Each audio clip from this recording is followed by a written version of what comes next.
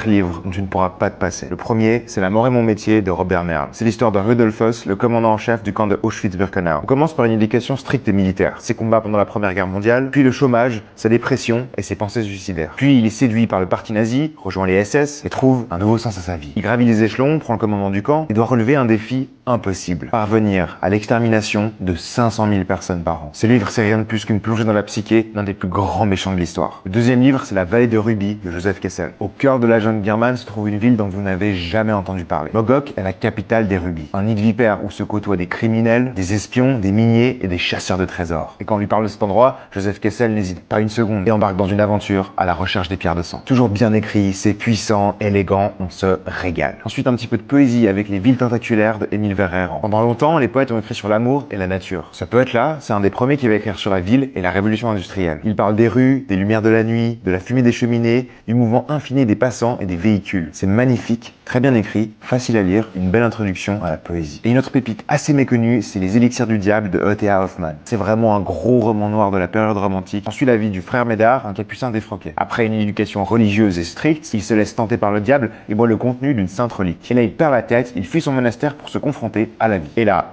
c'est l'excès total. Il plonge en plein dans la perversité et la folie, dans une descente aux enfers à vous glacer le sang. C'est vraiment un très grand livre qui vous hantera longtemps. Bonne lecture.